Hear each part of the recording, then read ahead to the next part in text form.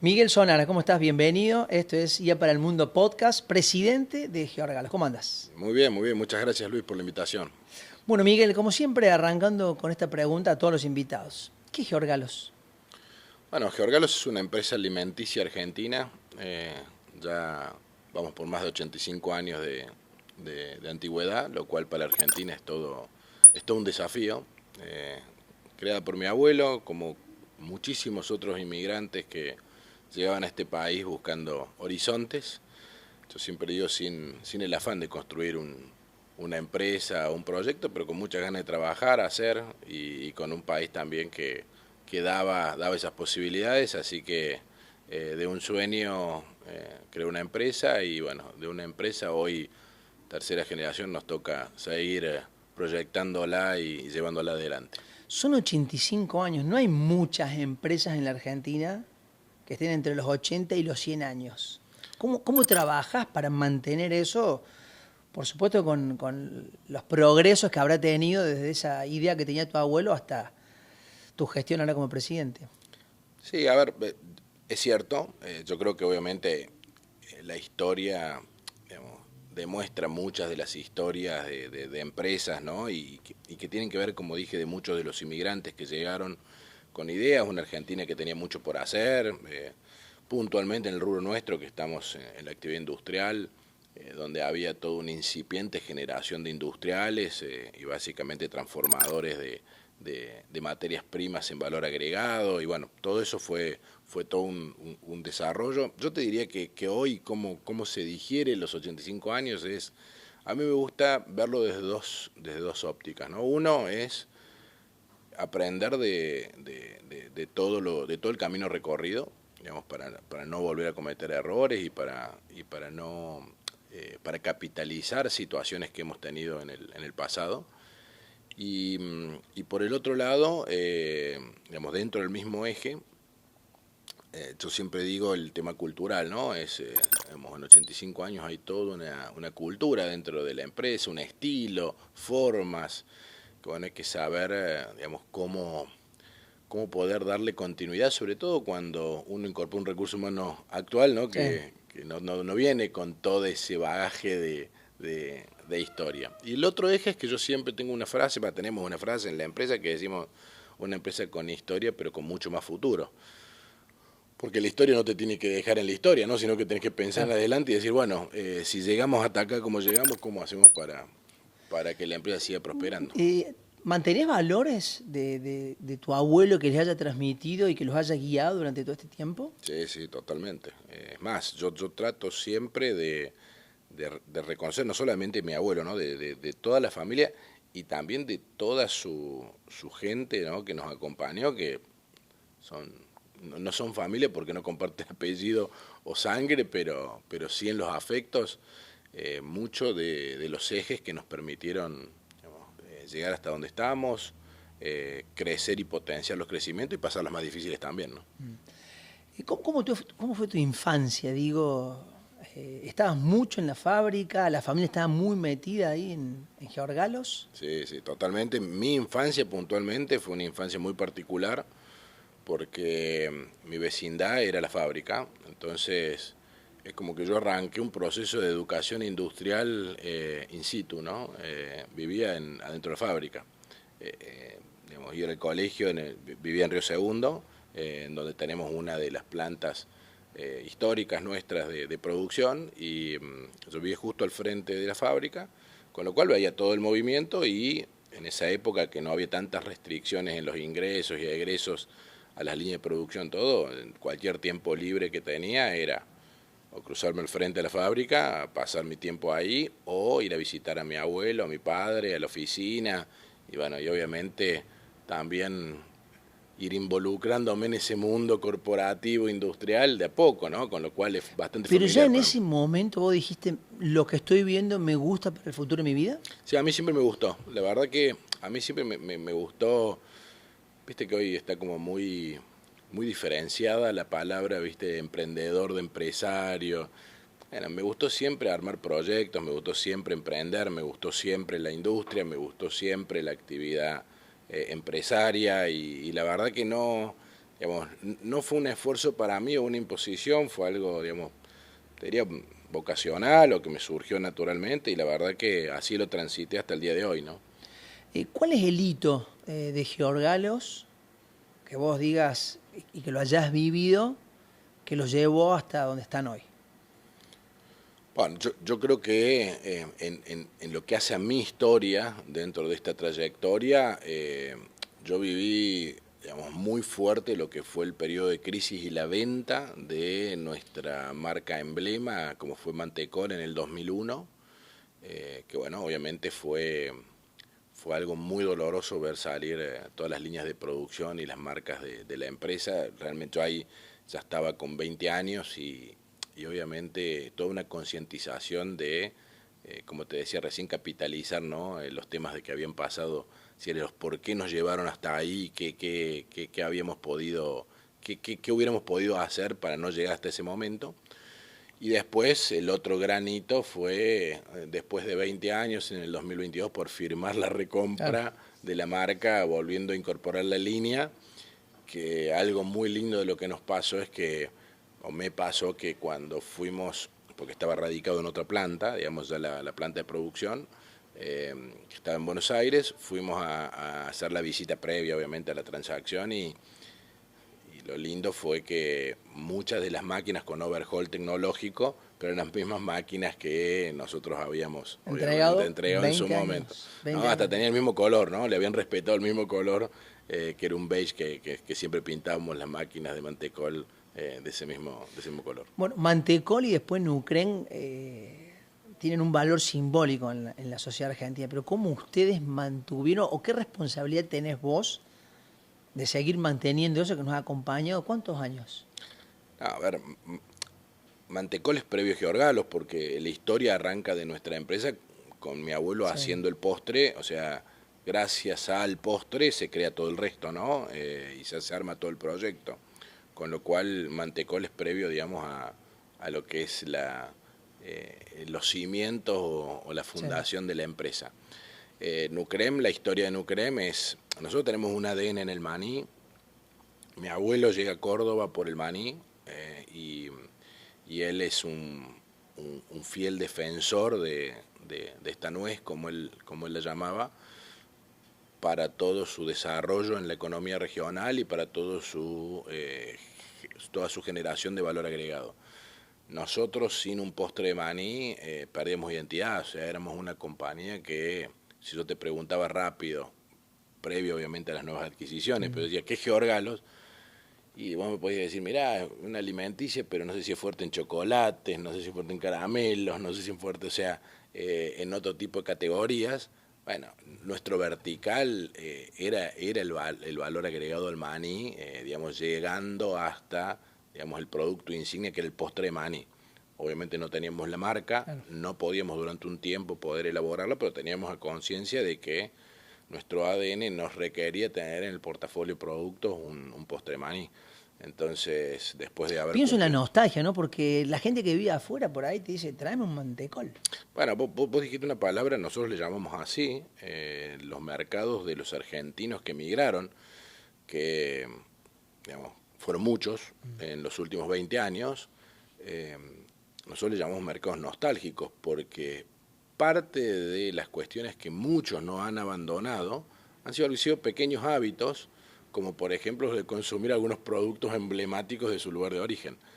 Así como puede ser tomar mate, otro es consumir mantecol, ¿no? Y eso es un mercado que hoy se sigue sosteniendo muy fuerte. Me preguntabas para cerrarte, ¿nosotros qué pensamos hacia adelante? Pensamos hacia adelante en cómo seguir posicionando la marca en una marca que sea bien masiva, que sea para todos los segmentos sociales y obviamente de a poco ir ayornando al nuevo consumidor, al nuevo público, los jóvenes que siguen entrando al mercado de consumo, a la marca y a la historia, ¿no? Y a su hábito, ¿no? Viendo la góndola del supermercado veías la pasta de maní y ahora está la pasta de mantecol. También. Bueno, todo lo que venimos hablando tiene que ver con justamente ir ayornando un producto a los nuevos hábitos.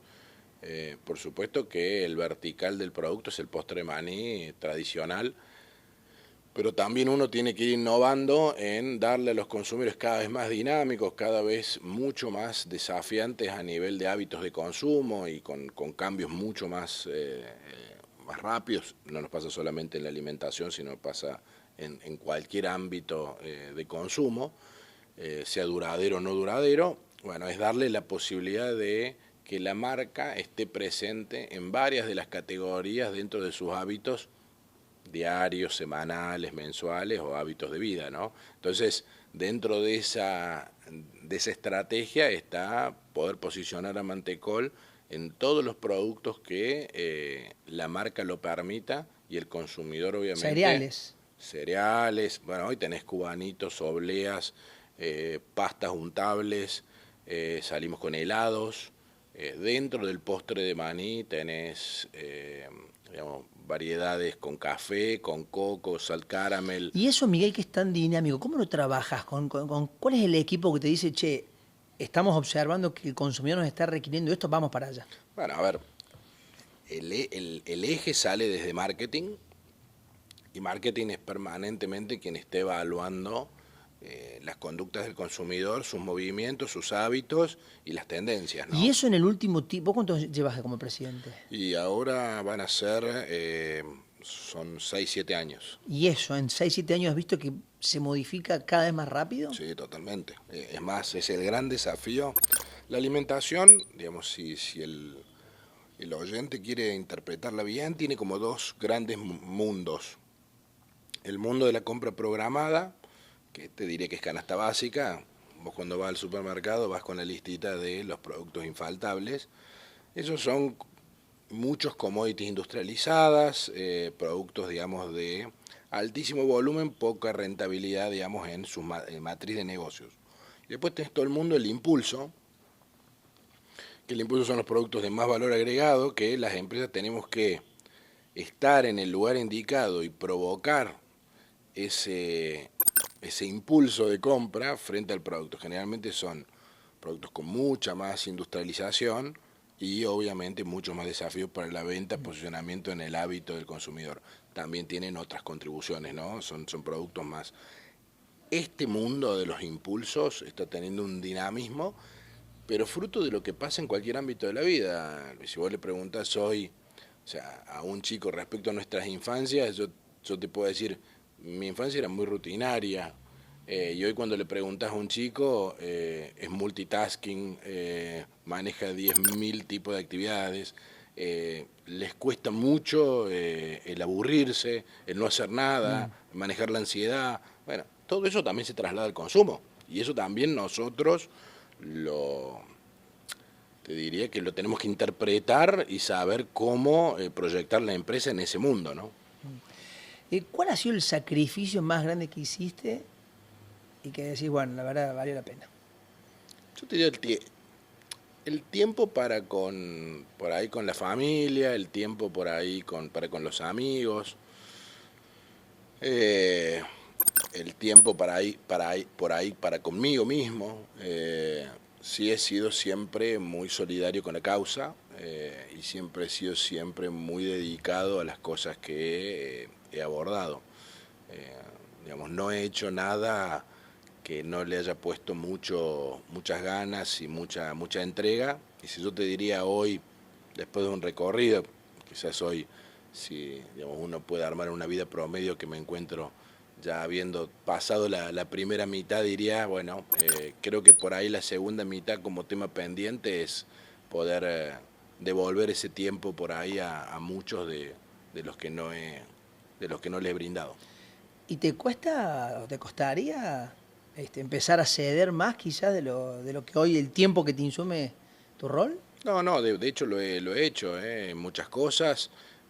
Por ejemplo, en la actividad gremial empresaria he tenido, digamos, desde hace un tiempo un camino de retroceso, y porque creí que ya también había cumplido un ciclo, digamos, de todo lo que pude aportar, de tratar de dejar una impronta, mis ideas, en los lugares donde participé, y hoy estoy, digamos, en un camino de retroceso para, obviamente, invertirlo en otro lugar, ¿no? Que puntualmente ese ejemplo tiene que ver con dejar algunas cosas para invertirlo más, por ejemplo, en mi familia.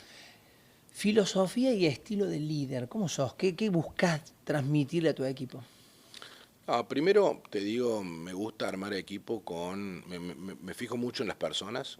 Yo creo que uno en todos los proyectos de este tipo, siempre digo, pasa gran parte del tiempo de su vida y lo fundamental es estar rodeado de buena gente y buenas personas, o al menos con las que uno, digamos, tenga buena convivencia. No comulgo con estar en un ambiente de trabajo, en un lugar de trabajo donde haya, digamos, tensión, donde haya mal clima laboral o haya una atmósfera tensa. Después, obviamente, trato de elegir las mejores personas y las mejores condiciones y cualidades para cada uno de sus puestos y tratar, obviamente, de proyectarlas al máximo en su lugar. Y yo después te diría que trato de ser un componedor, ¿no? Siempre trato de buscar consensos en el caso de no haber, trato de generar los compromisos para adoptar algunas ideas para que sean de todos y que esas ideas puedan después llevarse a cabo, ¿no? Bajar esa potencia al piso.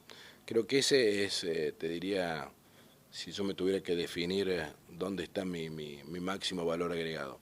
Y después el segundo es ser muy observador. Creo que aquel que le gusta ver tendencias, que tiene que tomar decisiones sobre futuro o algo, es fundamental, digamos, ser una persona observadora.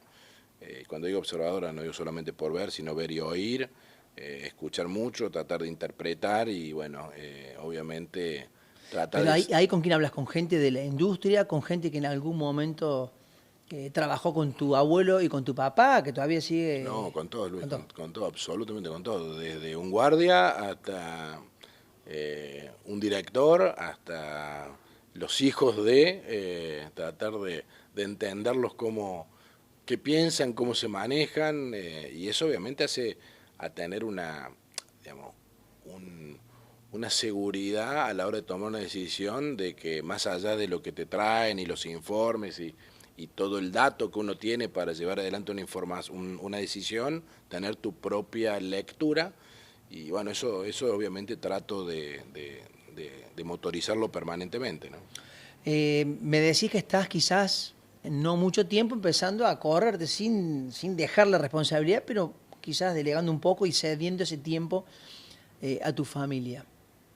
¿Qué le dirías a Miguel Sonara de los 20 años que vio cómo en algún momento se desprendían de Mantecol? ¿Y qué le dirías?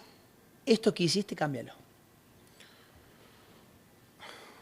A ver, al de 20 años le diría, hacé lo que hiciste. Obviamente que con 20 años después hubiera corregido algunas cosas, pero si no lo hubiera vivido, Sí. la escuela de la vida... Hacer. Claro, la escuela de la vida hace... por suerte he tenido buena gente alrededor y sobre todo generaciones que me predecieron, que supieron que a los errores por ahí que podía haber cometido en su edad me dejaron hacer, pero obviamente estuvieron cerca, con lo cual no he tenido, digamos, por suerte un error que me haya llevado a situaciones, digamos, límites o estrés que haya pasado, pero bueno, las capitalicé mucho, hice mucho, desde emprendí negocios de cero, desde emprendí cosas que no fueron bien y tuvimos que retroceder, y esos son todos aprendizajes, y por eso que el de 20 años le diría, hacía las cosas que hiciste porque se capitalizaron bien.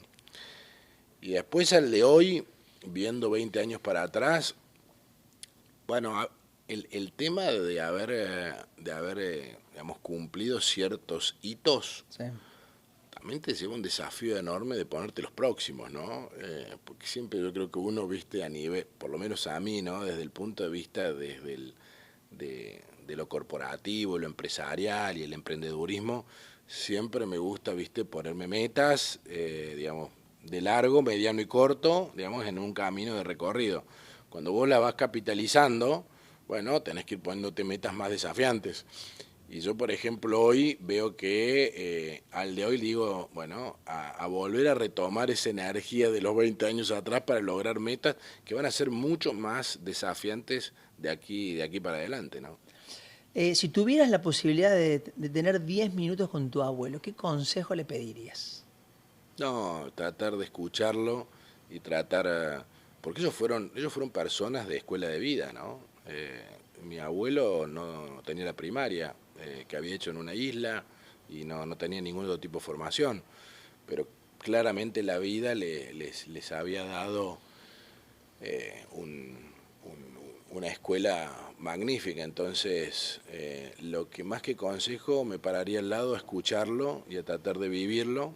Él falleció cuando tenía 15 años, o sea, yo no lo viví en la faz laboral y en la faz, digamos, empresarial, pero bueno, compartí bastante de joven desde la parte de los valores eh, y algo que destaco de él, que creo que es sumamente importante y siempre me lo transmito, es que el confort por ahí no te lleve a no ser desafiante con los objetivos y todo el norte que uno se propone, ¿no? Yo creo que el gran eh, valor agregado que tenían ellos es que, habiendo estado en situaciones tan límites, todo lo que venía para adelante era superior, Claro. entonces no tenían miedo a nada, ¿no? Y yo creo que la generación nuestra, el problema de tener cierto nivel de confort por ahí en algunas cuestiones, te lleva a, digamos, No salgamos de esta zona de a confort, nos no ser relajemos. tan agresivo. Y si vos me preguntás con qué pelearía un poco más, es con ese estilo un poco más lanzado de ir para adelante sin, digamos, sin tener en cuenta tanto, viste, el estatus de confort. ¿A dónde venden los productos geórganos? Hoy se vende a todos los continentes, digamos, nosotros tenemos 3 verticales de negocios, materias primas, que está, el eje es el maní, digamos, como producto principal, después valor agregado, nosotros llamamos negocio de marcas o alimentos, y packaging. Todo lo que es materias primas maní a todo el mundo, ¿no? Desde China hasta la región. Y todo lo que son productos de valor agregado, yo te diría que a medida que vos te vas ampliando en distancia, vas cayendo en cantidad de códigos, en cantidad de productos Sí. que se venden, pero se venden muy fuerte en la región. Cuando hablo región, hablo principalmente de todos los países limítrofes. Después en un segundo anillo LATAM, y en un tercer anillo te diría el resto de los mercados que tienen que ver o con elaborar algún producto para alguna marca de un país de destino o para los mercados nostálgicos que hablábamos, que son los países donde hay mucha cantidad de inmigración argentina, que obviamente siguen conservando ciertos hábitos de consumo dentro de los productos que nosotros tenemos como tan históricos o emblemáticos dentro del consumidor. ¿Por qué es importante darle valor agregado a un producto primario y exportar? Digo, para un país, ¿qué significa eso? No, para mí, bueno, yo fui un gran defensor de ambas cosas. Si, para el que no por ahí no me conoce, yo en la gremial empresaria hice 2 grandes ejes de mi participación. Una es en el mundo industrial, el del valor agregado que me preguntás, y otro en el del comercio exterior, ¿no? El de la internacionalización, principalmente en los aspectos de lo que implica la exportación para un país. Pero voy por ambos lados.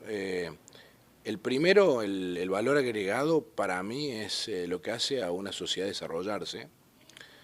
Uno, cuando genera valor agregado en la comunidad, genera conocimiento, eleva los niveles cívicos de una sociedad y derrama en esa sociedad conocimiento. ¿A través de qué? A través del empleo de calidad y mucho más formado.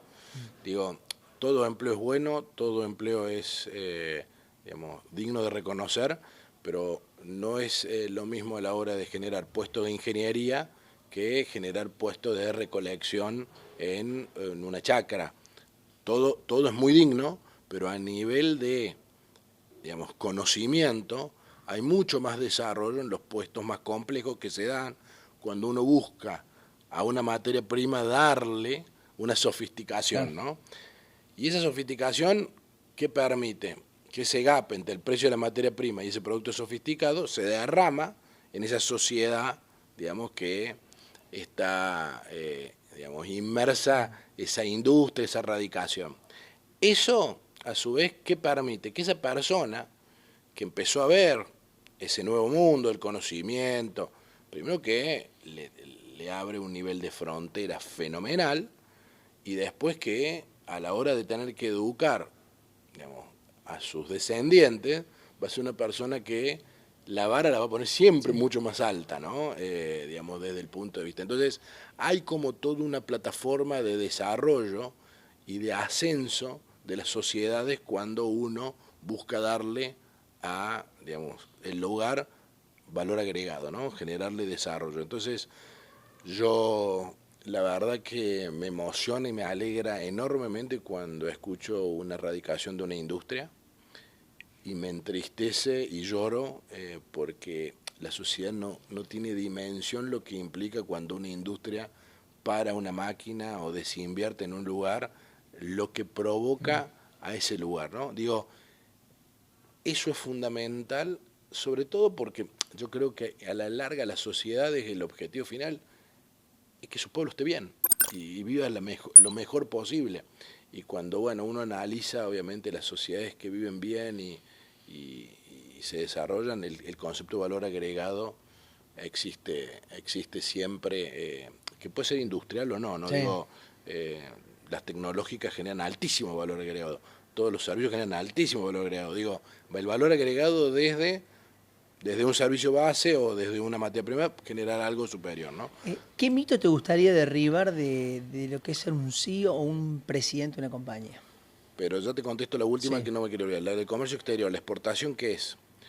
Es la nueva forma de liberarse del resto.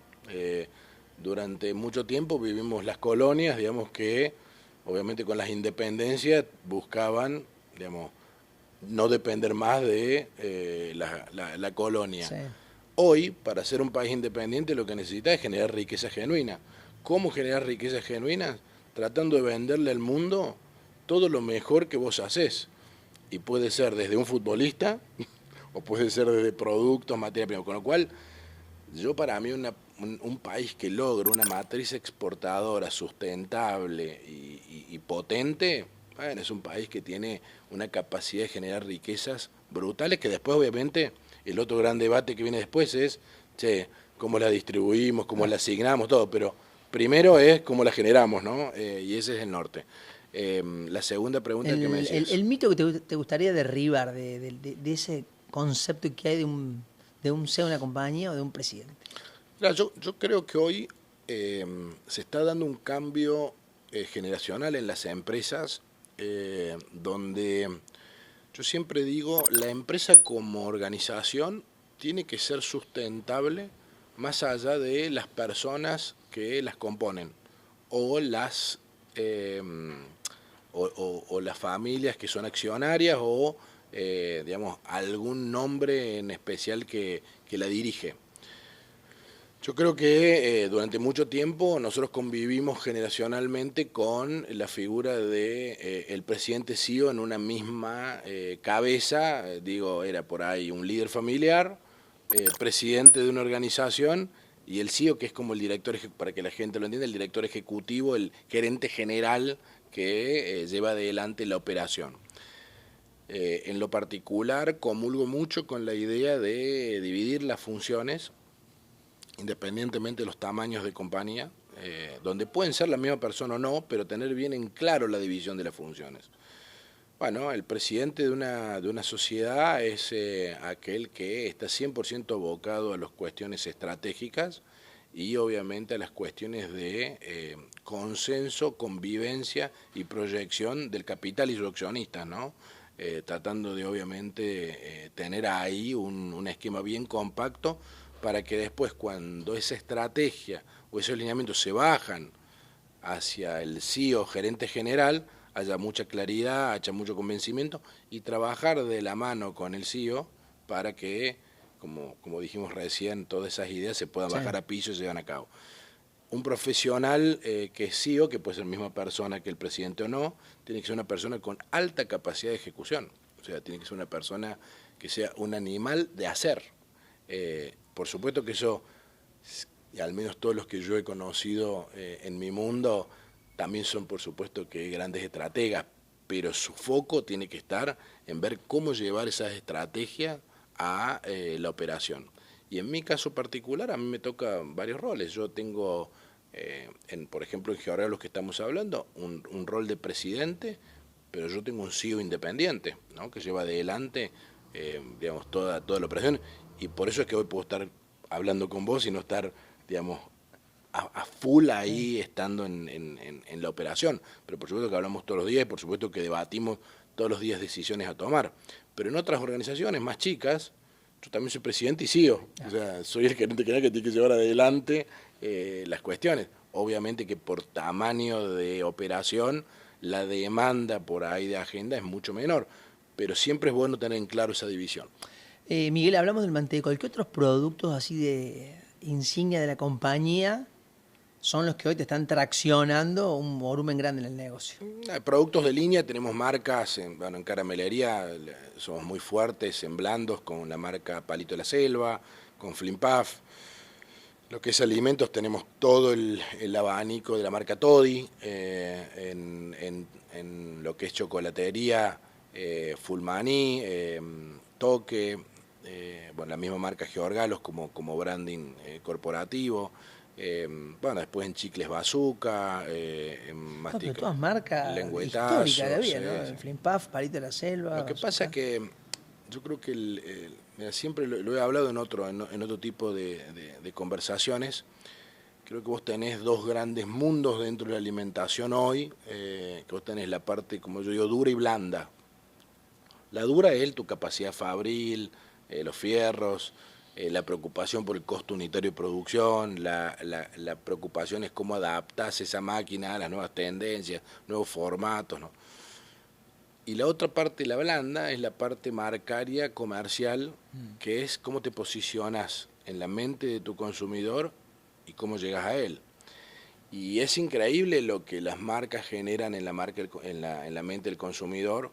Hoy yo te diría que es mucho más desafiante para las marcas históricas seguir conservando lugar de protagonismo, porque el consumidor tiene mucho más acceso a la información y el emprendedor o aquel que recién comienza tiene mucha más capacidad de difusión de una manera mucho más accesible.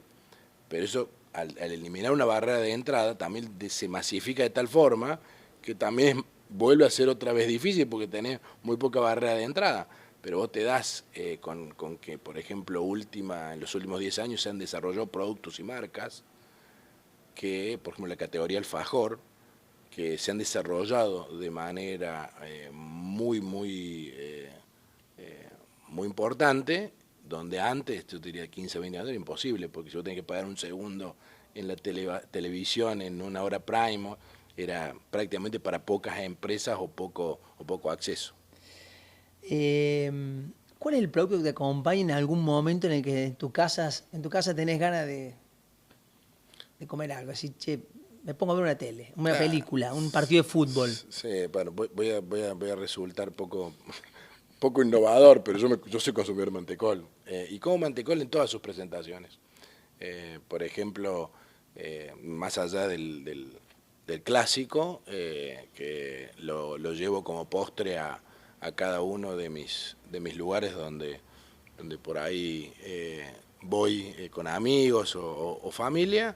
Después, por ejemplo, en casa, siempre de postre, como algunas de sus otras presentaciones, como el cubanito, como la oblea. Bueno, ya ahora en Córdoba vamos a empezar a distribuir mucho más el tema de helados, pero, por ejemplo, el bombón helado me encanta, digamos, todo lo que son los derivados de mantecol, pero en definitiva porque me gusta todo lo que tiene que ver con el sabor a maní. También como bastante de chocolate con maní, sí, también. Miguel, ya las últimas. ¿El mantecol era un producto de Navidad y después lo fueron trabajando para que se venda todo el año o siempre fue un producto para verlo en la góndola del supermercado? No, está buena la pregunta. Cuando nosotros vendimos mantecol, la proporción de venta era 60% en el segundo semestre, 40% en el primer semestre del año. ¿Qué te cambia? Dependiendo de la época del año, te cambia el formato de presentación. Durante el año se consumen más las barras chicas y a fin de año se consumen más las presentaciones medianas o grandes. Cuando la volvimos a recomprar, nosotros ya veníamos viendo toda esta tendencia y foco que le había puesto, que nos había adquirido al producto en un cierto momento del año, lo llevaron mucho hacia el fenómeno fin de año, hacia el fenómeno navideño. Cuando la recompramos, el 70% de la venta estaba concentrado en el último trimestre y el otro 30% durante los otros 3 trimestres. Entonces, bueno, el desafío para una industria, eso es complicadísimo para una industria, porque si vos tenés toda tu venta concentrada en un momento del año, vos durante 2 o 3 meses tenés que poner la fábrica a full y después tenés tus otros 9 meses con la fábrica parada. Entonces, vos para lograr una industrialización sustentable lo que tenés que tratar es que el consumo sea lo más estable. Bueno, parte de todo eso tiene que ver con adaptar el producto para los diferentes momentos del año. Por ejemplo, el bocadito mantecol es un producto que solamente sale para invierno. ¿Pero por qué? Porque lleva chocolate semi amargo, que es ideal para consumirlo en el frío. Claro. Entonces vos vas haciendo la migración. Y hoy estábamos volviendo a migrar, pero yo te diría, para responderte con el tema Navidad, siempre fue un producto que fue muy amigable, porque el concepto que nosotros transmitimos siempre en el producto fue el concepto de familia, de unión, de un momento para compartir.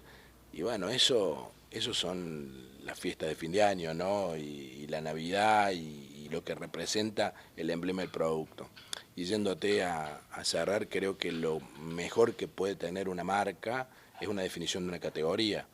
Yo si te muestro un postre de maní, vos lo primero que me vas a decir es mantecol. Y eso para nosotros es fundamental y clave, y ha sido un producto que, al menos en esa fecha y en ese momento del año, creo que es indiscutible que tiene que haber uno en la sobremesa. Miguel Zonaras, gracias por acompañarnos. Un placer, Luis, gracias a vos.